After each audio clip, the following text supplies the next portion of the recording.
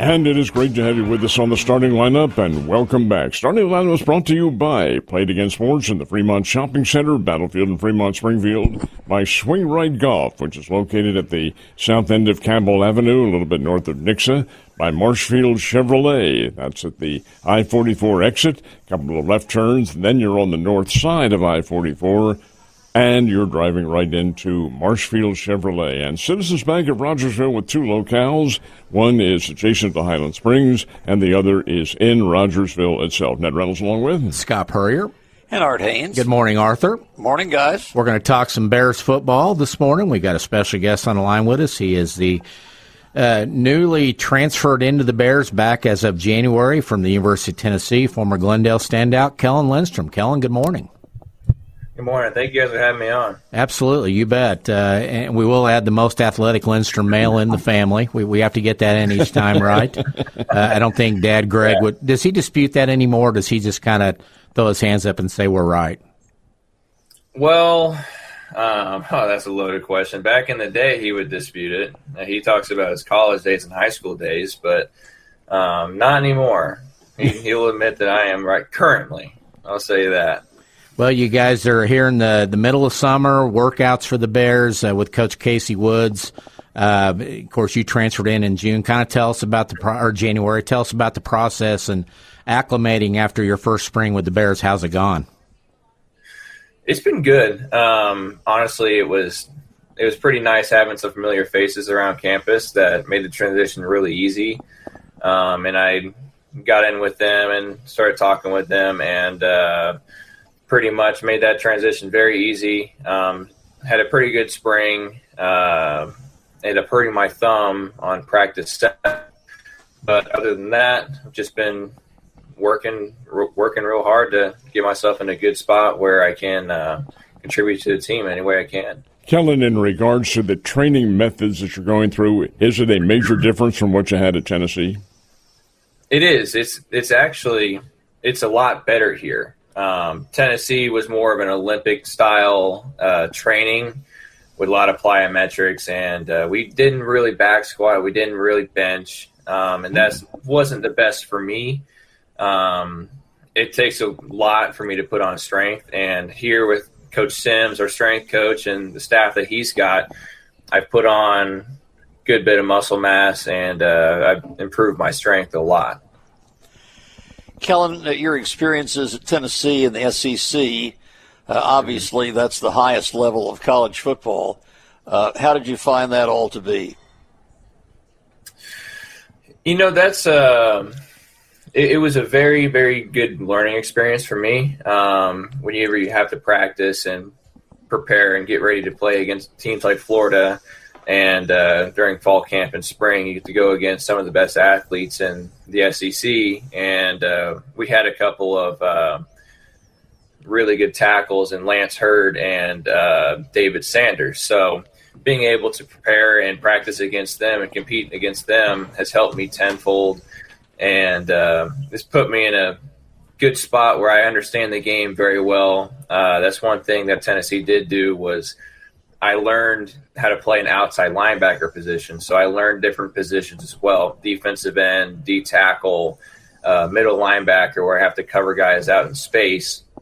And I believe that's put me in a very good spot here where I am playing that boundary end position, which does have to cover guys out in space and line up against wide receivers and running backs, while also being able to play the interior position as a D tackle if I need to be, and a defensive end as well. Kellen, you learned about it, or you told it, it's a learning experience for you going to Tennessee. How about going to the different locales? Because that had to have been an experience in its own right. Yeah, that definitely was. Being able to go to Florida and Ohio State, seeing some of the most prestigious schools and iconic stadiums, it was an unreal experience. I'll remember walking out against Ohio State and seeing the shoe, and that was it's a lifetime experience. I mean, it's memories that I will take forever, the rest of my life. Arthur? So now that you're here, it sounds like you've assimilated rather quickly to the team. How do you find this coaching staff to be? I love this coaching staff. My position coach, Brett Kolka, he came from Auburn, as well as Coach Curtis, our defensive coordinator. And I think part of the transition that was so easy for me was that they were also coming in here as well. So they had to teach everybody the scheme of the defense and different techniques and different plays. So everybody was kind of a new guy whenever coaches came onto campus. And I think that helped a good bit. And, one thing that Coach Woods always says is that our coaches are going to tell you the truth no matter what, if it's good, bad, or indifferent. And he's not lying. I mean, I've been around coaches that will tell you something and mean a different other thing. And it's always nice that coaches are transparent with you and are honest. And that's probably one of the biggest things that I like about these coaching staff. You said that your training methods have put on a lot of muscle mass. Tell the folks how much you weigh and what your abilities are. I weigh 260 now, and probably benching around 345 and squatting close to 500 and hang cleaning close to 3 plates. Now, is that similar to what you had been doing when you were at Glendale or in your early years at Tennessee?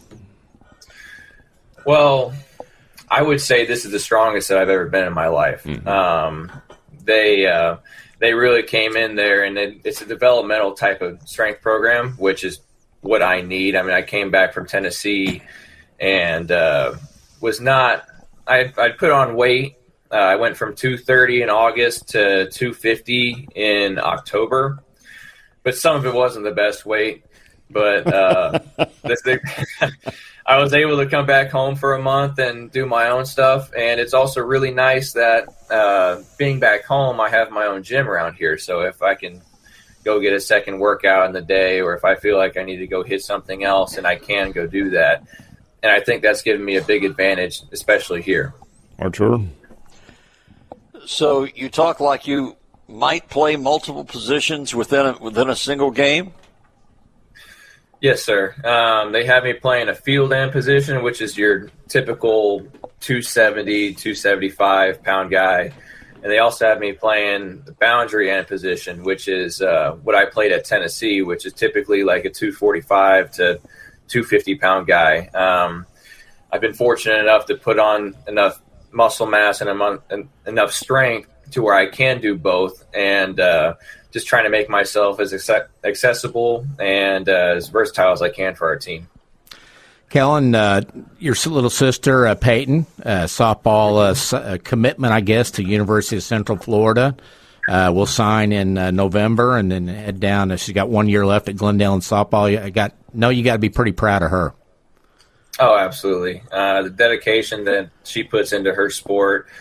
She drags my dad out to go hit every night. I mean, it's like clockwork. It's like, hey, Dad, when are we hitting? When are we hitting? And just pestering him. She obsesses over it, and she's put in a lot of work into what she does, and it's very impressive. She just asked me last night to write her up a new strength workout or strength program, so I'm going to have to mess around with that today. But very, very proud of her, very happy for her. There's a joke in there somewhere about your dad being able to pitch to contact, I think, probably in there in his days, but we won't go there. I'm sure he threw to you a lot too, right, back in the day? Yeah, he hit me a lot too. So, you had a very solid baseball career at Glendale High School. Was it ever a consideration for you playing more baseball? Do you miss baseball? Kind of talk about that aspect. I do miss baseball. Part of me wishes that I would have played my senior year, but I needed the development for football. I made the smart decision as far as me leaving early. But I do wish I came back. I wish I played baseball my senior year. A couple schools in high school threw out a couple courtesy offers, like, oh, hey, Kellen, you can come play baseball here too. But in this day and age, like with spring ball and everything that goes on, football is a full-time commitment year-round, so it would just be really hard for me to do both. Okay, with that full-time commitment now and coming over from the Volunteers, what do you expect to find in Conference USA? That's a good question. what I expect to find a bunch of guys that have a big chip on their shoulders that are ready to prove themselves. And in this day and age with the transfer portal, a lot of guys are going to try and move up, like people at New Mexico State and various other schools in Conference USA. They're looking to prove themselves, and I think that's going to be a challenge because everybody's going to be playing hard as they can, no matter what, any given circumstances and all of that. Kellen, with the new 5-for-5 rule, do you have 3 years left? I have 3 years left, yes, sir. And is that including the 5-for-5, or is that with it adding on a year for you? Since I redshirted my freshman year, I got 5 years anyway. Yeah. So I'm not too sure how that's going to work for me. Obviously, as a freshman, I was not quite ready to play. I mean, I was 230 pounds. I was a little guy back then, but I'm not sure how all that works. I think there's a possibility for me to get an extra year, but I'm not sure if that's exactly how that works. I need to look into it some more. And Caden, you're playing along, Kellen, with Caden Weiss and Cooper Roy and guys like that. I'm sure you knew them beforehand, but that has to make you feel pretty good. It does. It makes me feel really good. They got Cooper as an inside backer now, and we have a couple packages where both of us are coming off the edge. And Jonathan Mock, he came to a couple spring practices, and he was like, dude, like, they got Cooper and you both coming off the edge? Like, that's going to be so fun and all of that. It's really fun to play with my friends from high school. Got to call that, the Falcon Flurry or something when you guys get back in the backfield? Or we got to come up with a fun name for that. Yeah. Yeah. Art, anything else? No, I'm good. Just, Kellen, welcome to Springfield. Welcome home, and wish you nothing but good luck. Yes, sir. Thank you so much. You bet. Appreciate your time. And what are you weighing now? I had to step out for a second. Did you answer that? What are your dimensions? I'm right at 260 right now. I'm hovering around there from like 258 to 262. And you haven't lost any speed, have you? No, sir. Yeah, there you go. I feel faster. What was your max size at Tennessee? The biggest I got at Tennessee was 250. That was back during season. I ended fall camp around 230, and I went up. I really worked at it and got up to 250, but the strength program at Tennessee was not tailor fit for me. I have to lift heavy weight. I have to push myself with big movements like back squat and bench, and that's just not something they did. They were more of an Olympic-style weightlifting program with incline bench, front squat, and those movements just aren't too good for me with building strength and building muscle mass. Very good. Well, we'll let you get back to it, Kellen. As always, appreciate your time, and best of luck to you this fall. Yes, sir. Thank you so much. You bet. He is Kellen Lindstrom, former Glendale star, Tennessee, and now a Missouri State football Bear. We'll take a time out on the starting lineup. Be right back. You know, you think about these kids, and we watched them play in high school football around here and marveled at their skills. And now here they are on the college field right in front of us. It's pretty good. It is. And Art, I know you enjoy that. The more local guys, the more fun it is to watch Bears football. And that's – I kind of wish basketball were that way, you know, on the men's side, that we'd have more guys, you know, that – like, you know, instead of watching Cale Combs play for Iowa, would love to have seen him up the road. And, you know, there's instances going back years with that. You know, that's why I think with the Lady Bears, Cayman Beckemeyer, it's so much fun because we watched her grow up in high school, and now we're watching her take another level with Lady Bears basketball. But Art and football, we're seeing local guys doing local things for the Bears. We are, and that is great to see. You know, in basketball, and again, Cale Combs is kind of a special case, but Trevin Brazile, and you know, he's going to the NBA. You're not going to keep all those kids, but you're not going to keep them all in football either. But there are enough of them that hopefully the Bears, and looks like they are right now. We're going to have another one, Ramone Green, on later in the show. Are gathering those guys in, and it makes a difference. Yeah, I think you made a very good point, too, because the players are there, But the sports are so different because you're limited in the numbers and so forth and so on. And the levels of competition, too. The kid from Willard, is it Abreu? Was that his name? Mm-hmm. Yeah. I thought he would have been a very good fit here, but he chose to go to another school in Northwest Missouri, and then later Drake, and then Iowa as well. So those things do happen. It's part of the metamorphosis of the game, I guess.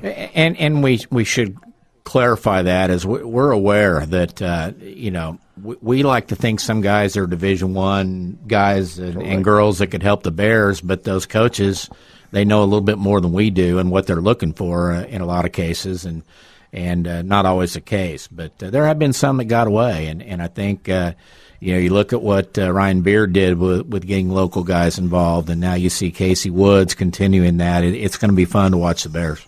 I think it will be. Yeah. Arthur, last night's All-Star game, I thought it was a snooze fest. Your thoughts on it? It was a snooze fest. Yeah.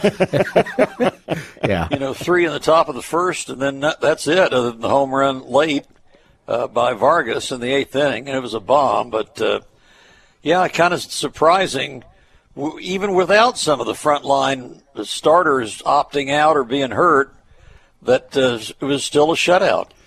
What do you think, Art, about the failures or faltering more than failure of Christopher Sanchez? My gosh, he was unhittable earlier in the season, and now his control is in question. What are your thoughts? Well, and the Royals lit him up for 9 runs just about 10 days ago, so I don't know. He's kind of hit a little skid right now. He wasn't good last night walking the ballpark the way he did, and that really turned out to be very costly to him. Were you? Yeah, it did. Were you in agreement that Cody Bellinger should be the MVP? Sure. He drove in the 2 runs that really got it started. I disagree. I would have given it to Dylan Cease, who kind of set the tone for the game with 3 strikeouts in the first inning, and National League didn't score. Art, I had a problem with all the things they were trying to cram in during the game, and again, I'm not anti-patriotism and anti-America. I get it. It's Philadelphia, and I thought it was a cool touch with them signing a declaration of the batting order.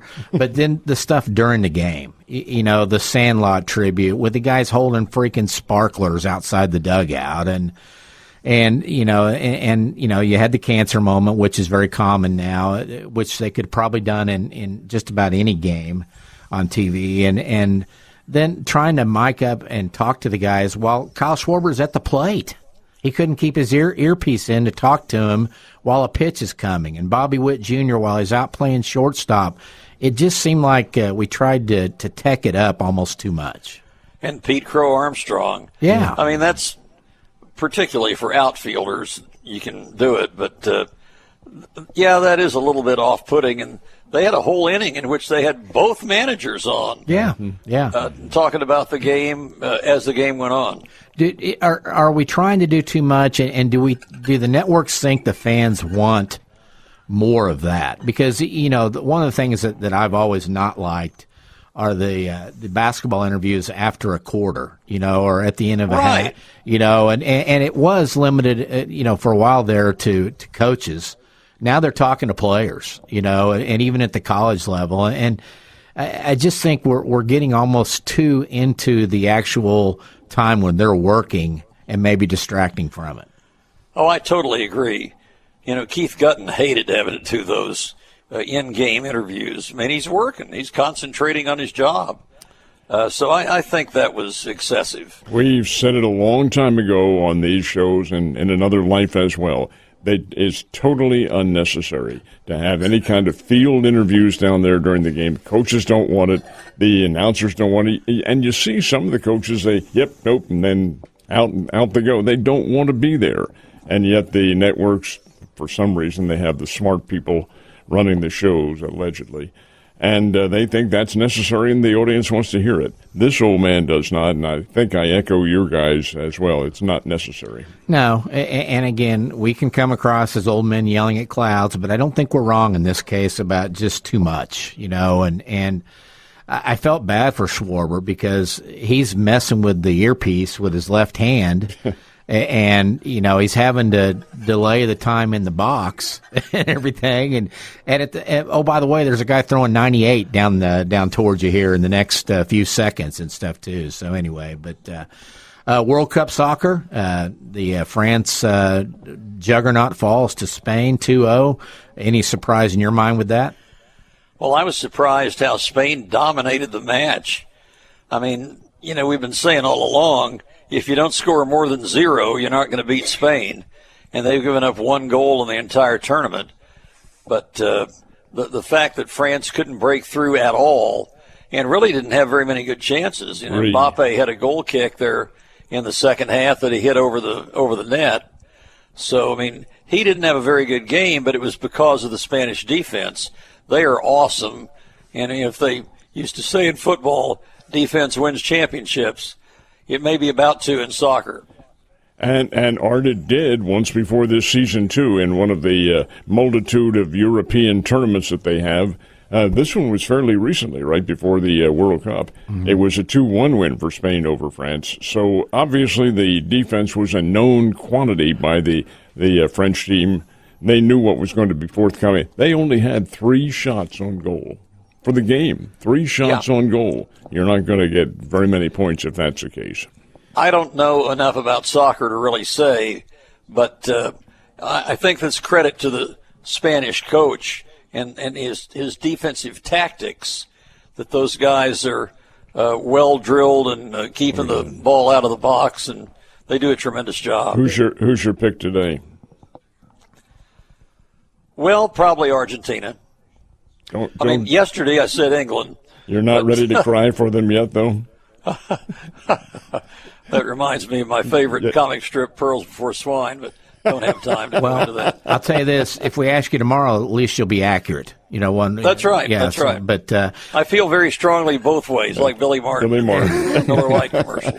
Well, and like you, I don't follow soccer enough. The things I read was that Spain did a really good job of controlling the ball at midfield, and keeping it, and then defensively just clamped down on Mbappe and those guys. They couldn't move it, and they couldn't get shots because they couldn't move it, and so. So we'll have. I told Ned I didn't realize there was a third place match in the World Cup, and I'm just wondering if they feel about it like, our basketball teams do that go up to Colombia and lose in the semifinals. Some of them are like, we got to play a third place game, but others probably embrace it. So I don't know how these countries feel, but I guess it's one last chance for them to kind of atone for what happened yesterday and today. Yeah, France playing in the third place game. They can't be real excited about that, but we'll see what happens. Yeah, and I think, for us casual fans that really crop up now, it's another chance to watch Messi 2 more times. This is it for him, and the all-time scorer, I guess, would you say he's the Michael Jordan of World Cup soccer? He is. I mean, there are a lot of greats, but, he's the GOAT. I understand that, no surprise, Argentina fans have bought 2-1 in the tickets over the England fans today in Atlanta. Oh, really? It's a margin of 2-1, is that right? Wow. Yeah. Good. That would mean, what do they seat at Mercedes-Benz? 75? 75, probably, 70, 75, in that range. Thinking about that, and now with the finale on Sunday in East Rutherford, if you're a fan from those countries, you probably weren't buying your ticket for Sunday until you knew you were there, wouldn't you say? Well, yeah. Yeah, but so just imagine what they're having to pay on the secondary market right now because they didn't have a ticket. Think about if they're back in their home countries and they want to come over and watch the final, what airfare would be at this late juncture to try to get to New York. You're going to spend, I guess for most of them it's a once-in-a-lifetime deal, and they want to be there. And they probably sold the tickets in blocks, too, as opposed to one per game or whatever the case might be. Now, you can get them on the black market that way. Yeah, but I don't know how you could buy a block when they're all over the that's just it. Continent. It would be in a circumstance in which you knew ahead of time where a team might be playing, and it was a good for whatever the circumstance might be. It would be also very expensive. I think most of the Spanish fans are already here. Yeah. Yeah, and just went wherever they knew they had to go to see the match. Right. Yeah, well, that would not be cheap either, I wouldn't think. So was trying to see if I could call up real quick on StubHub or SeatGeek, one of the secondary market. Looking right now, England, Argentina today in Atlanta, the bottom price ticket is $3,100. That's a bottom price? Bottom price. The Spain versus to be determined finale on Sunday, bottom price $7,200. What is top price? Well, I mean, you could spend whatever you want to spend on that one ticket. It looks like there's one down in the lower level. Are you guys ready for this? $43,000. Yeah. And upper deck, 7,800, 10,000, 8,000, and that's one ticket. You know, if your wife says, I want to go, you may need a divorce, before to be able to afford to go, because you'll spend that in the divorce probably for the attorney fees. But anyway, that's your World Cup ticket update, and it's costly as you would expect. I think I'll mow my lawn instead. There you go. Yeah, or turn on the TV. You could buy a very, very, very large TV. You could buy an entertainment house for $43,000 probably. So anyway, hey, we got a guest coming up. He's on with us. We're going to take our break, and we'll come back and visit with Ramone Green. Take your time out. Back in just a split second. And the Cardinals will resume their action on Friday out in Arizona when they play the Diamondbacks, and we'll hear the game right here at 102.1. Welcome back to the starting lineup, brought to you by Played Against Sports, by Swing Right Golf, by Marshfield Chevrolet, and by Citizens Bank of Rogersville. I'm Ned Reynolds, along with Scott Puryear. And Art Hains. And a special guest on the line with us, former Nixa High School standout running back, and now doing his thing with the Missouri State Bears. Had a breakout season last year, his final one with Ryan Beard. And I know Casey Woods and the Bears expecting big things out of Ramone Green Jr. Ramone, good morning. Good morning. A little break in the action today for you guys. Is that a morning off from workouts? Yeah, Wednesday's kind of our recovery day, so we get our Wednesdays off, so it's nice. Tell us about the work, because I think your actual drills begin August 4th, I believe, 3rd or 4th, in that range. I think report day's the 4th, and then we start the 5th for fall camp. What do you guys focus on during the summer now in these workouts? I mean, we focus a lot of things. Obviously, getting stronger and faster, but there's a level of conditioning that we have to maintain. That way we're ready to, play full games when the season comes around. So I think there's a lot of things that you try to focus on in the summer, but mainly conditioning is the biggest thing. For a running back and a wide receiver, does that also involve weightlifting? Yeah. What do you have definitely to do? got to lift weights, got to be ready to get tackled and be able to block. So definitely got to lift weights. When you're doing the weightlifting, though, or is bench and all that, or is it mostly leg exercises? I mean, you definitely got to keep your upper body toned, but for someone like me, I always lean towards more lower body, and lower body lifts definitely help me be more successful, but definitely hit everything. Arthur? Ramone, loved following your career at Nixa and what you did with the Bears last year, and you looked really good in the spring scrimmage. Do you feel pretty good about your position right now on the team? Yeah, for sure. I mean, obviously when it comes to playing, I'm going to go out there and give everything I got, and whatever the coach decides happens. But in terms of my position as a leader, that's something that I definitely take pride in. A lot of the guys look to me as a leader and, someone who does the right things, and that's something that I take with pride and something that I'm definitely happy about this year. I think one of the great things I've seen on social media, which is usually a wasteland in other cases, was when Missouri State posted the video of you and Coach Beard rewarding you the scholarship last year, and just a great moment and a tribute to you going over there as a walk-on and working your tail off and getting to the point. I think the thing that a lot of people that know you and have known you for a long time is you've had other circumstances. You have a 3-year-old daughter, Aaliyah, correct? Aaliyah, yeah. And so you still committed to football, helping raise a young daughter and all that. You got to be pretty proud of yourself the way things have kind of turned out here toward the stretch run with the Bears.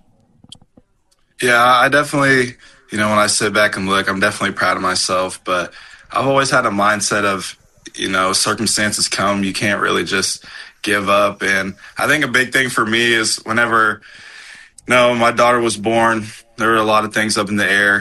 Trying to play sports and be a father, it's a lot, and there's a lot of sacrifice. But I just wanted to show, when my daughter gets older that, when life gives you tough situations, you can deal with them. You just got to put your mind to it. And, I'm lucky. I have a great family, and I have a great girlfriend that takes a lot of care of our daughter when I'm, on the road traveling. So I'm very blessed. And, there's a lot of other people that help me out. So, but I definitely, I'm blessed and I'm lucky that I have a lot of people around me that have helped me, because trying to be a walk-on and do all those things, you need people. And so it was a long journey, but, I wouldn't want it any other way. I'm very thankful. Speaking of the road, you were on the road last year for football and a whole new conference in Conference USA. How did you respond to it? How did you find that level of play? Yeah, I think it was definitely a big switch. But whenever you get to play USC first, it kind of calms your nerves for the conference play. So big opponent first, and then we got to play Marshall as well, and then SMU. So 3 big opponents, kind of calm the nerves. And then once we got to conference play, everyone's so even. I've never played anything like that before. I never knew what they were talking about. But it didn't matter what your record was or how good you were. Every game was just going to be a dogfight. Art? Ramone, how did playing for John Perry at Nixa affect your football career and your preparation for life? Yeah, I love Coach Perry, man. He, for a high school coach, he developed so many great mindsets and work ethics into his young players. So, all those things I was doing at Nixa, whenever I came to Missouri State, I carried those things with me, and it's definitely helped me in my success at the college level. How long did it take you to be able to understand what John Perry was saying when he came to Nixa? I'd say a good 2 weeks. Man, it was a little tough at the start. It's a little bit. Have you watched the movie A League of Their Own with Tom Hanks? You ever seen that, the baseball movie? Yeah, I think I've seen that before. Yeah, there's a point where he yells something, and all the girls say, "What did he say? Is that English?" And stuff. But no, great guy, and of course he's writing books and doing podcasts, and like Art said, there's got to be things besides X's and O's you've taken away from him in terms of motivation and leadership and attitude, and that you still use today. Yeah, definitely. I think high school coaches are such an important deal because, when you go from high school to college, it's a whole different world. And so I was very blessed to have a coach like Coach Perry, someone that was always driving us to be better, but also, checking on us and, working on our mental health and things like that, because it definitely applies whenever you go to college. So I'm very thankful. Ramone, you made some interesting statements concerning the games last year, the Southern Cal game helping you relax a little bit. Well, the same thing's going to happen this year, too, down at Kyle Field. There are a lot of people, like 104,000, 105,000 people. What was your mindset last year? What do you expect it to be this year? I think my mindset was, pretty basic, just relax and have fun. You can't do anything tensed up, and I knew the type of player I am. If I go out there and I'm all tensed up, I won't be able to play well. So even the USC game, I try to relax, and obviously I made a couple plays, so it eased my mind, and that kind of helped me throughout the season. But I've never played in a stadium like Kyle Field, so I'll try to keep that mindset, but I'm sure there's times where I'm going to be a little nervous. A lot more people than live in Nixa. Oh, yeah. Arthur? Well, Ramone, your versatility, I think, is your biggest strength. I mean, how do you think you'll be used in terms of being the tailback and being a slot receiver? Yeah, I'm open to anything. I take pride in my skill set. I'm a smaller back who can catch the ball well. So if that means I got to get into open space more and catching the ball, I'll do it. Whatever helps me get on the field and whatever helps our team win, I'm ready to do it. Ramone, you and my son graduated together, played youth football together since fifth grade. I got to see a lot of you at fifth, sixth, seventh, and eighth grade. And back in those days, Brian McCracken was a coach in fifth and sixth in particular, and it was get Ramone the ball to the corner and he's gone. And if you got around the end, there wasn't anybody chasing you down. You really kind of, under John Perry, especially late in your career, became a between the tackles threat as well.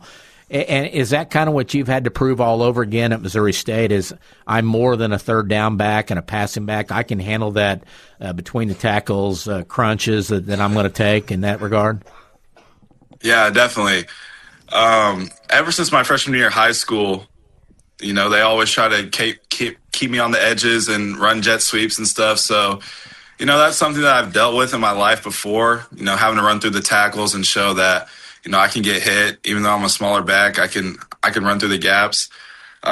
So that's something I'm ready to prove again. I know I can be a versatile back and not just, be third down. I can run the ball on first and second as well. So that's definitely something I'm ready to show. Ramone, how would you describe the unity of the Bears with new players coming in and so forth? You still know some of them. How would you describe it?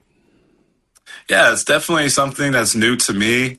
I've never had a full coaching change in college. I did in high school, but it's not the same because you still have the same players on your team. So this is definitely something new to me. I think it's working well. The new guys that we got are fully on board to what we have. I think Coach Woods is a great coach.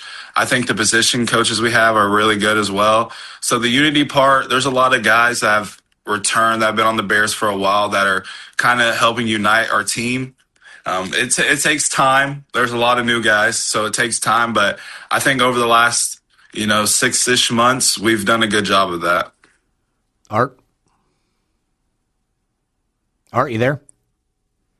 Nope, evidently not. Go ahead. There I am. Oh, here we Yeah. go. It sounds like you're in a good place in your life and with the team, and kind of have a good attitude about things.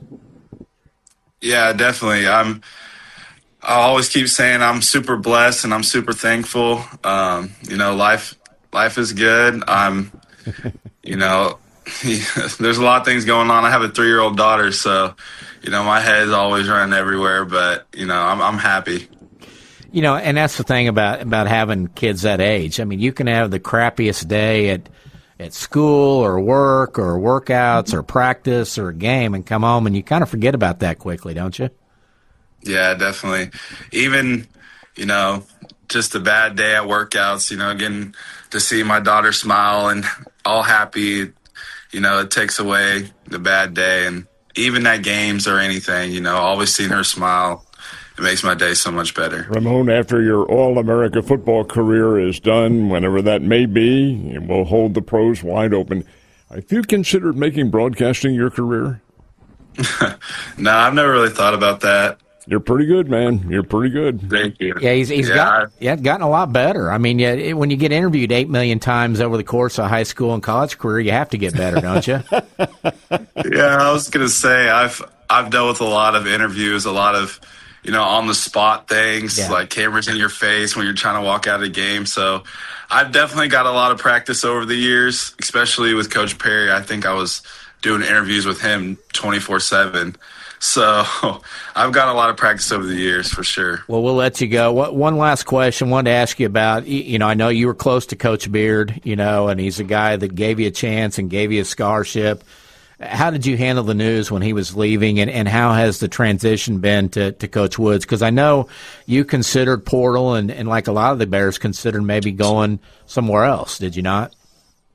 Yeah, I think whenever I found out Coach Beard was leaving, I was obviously a little upset, natural reaction. But, at the same time, I was happy for him. He's getting a new job. He's getting great money and taking care of his family. And you can never be mad at a man for that. And so, I was a little upset, but at the same time, I was happy for him. And, I obviously thought I didn't know who our coach was going to be, so obviously thought about the portal, maybe, going somewhere else. But at the end of the day, whenever I saw that Coach Woods was going to be the coach, I know I had faith in him. And also, I love Missouri State. I love where I'm at, and the grass isn't always greener on the other side. So, I just buckled down and just made it my decision that I'm going to stay here, and, I'm going to do everything I can for Missouri State. Yeah, in terms of energy and emotion and confidence and all that, have you found Coach Woods to be a lot like Coach Beard, a lot of similarities? Yeah, there's definitely similarities. I think there's similarities that carry into every head coach, having to conduct 105 teenagers, grown men. You have to have characteristics of a leader for sure. And I think they both have that. I love that Coach Woods is a big family guy. Obviously, that plays into me. I'm a big family guy as well. So, he always has his kids up there running around, and that's a good sign. So I enjoy it. I love that Coach Woods is there, and I wouldn't have it any other way. Very good. Ramone, again, thanks for your time. Best of luck to you this fall, and go Bears. Yeah, thank you, guys. You bet. His name is Ramone Green. He'll be in uniform for the Missouri State Bears when they open the season against Texas A&M, followed by the home opener against Lindenwood. Take your time out on the starting lineup. Be right back. And we are in the stretch run of our show. Ned Reynolds along with Scott Puryear and Art Hains. This is interesting talking to Ramone and Kellen Lindstrom for that matter.